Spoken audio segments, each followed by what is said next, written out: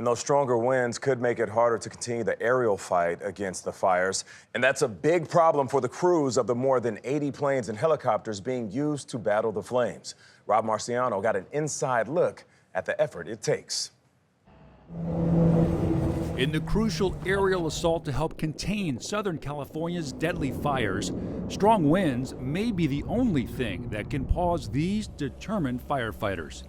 Wind's the fire boss, so the hair on the back of my neck will stand up when we start, witnessing winds like this that we are today. We're standing next to one of 8 activated military C-130s, modified specifically to contain wildfires.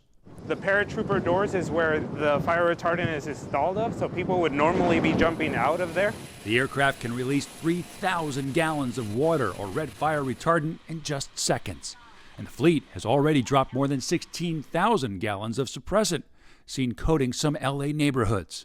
I worry about how dangerous it is to fly around these fires. It's not a normal mission as they go down and drop the retardant.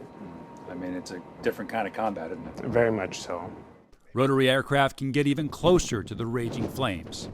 This is one of CAL FIRE's newer helicopters. It's a modified Black Hawk that can hold up to 1,000 gallons of water, fly day or night. It is essential to fighting fire. But as these winds ramp up, it's not going anywhere.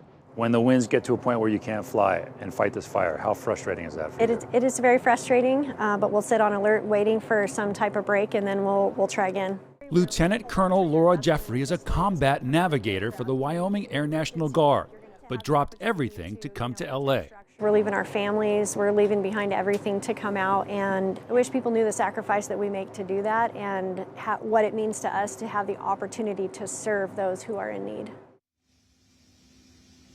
It's a sacrifice. It's dangerous. They are brave. They barnstormed down 150 feet before dropping that water retardant. This is the tank. We're inside the C-130. That's the tank that holds 3,000 gallons of fluid, and that's the door where it gets shot out of. Either the pilot pulls the trigger or the crew sitting in this chair will pull the trigger to douse some of those flames. Of course, flying or not flying is wind dependent. It also has to do with turbulence and terrain. They're going to have all those issues today. We have that PDS red flag warning that was issued this time last week ahead of the last set of fires because it's a particularly dangerous situation, especially for this area here in Ventura where we're standing. 40, 50, 60, 70 mile per hour winds today.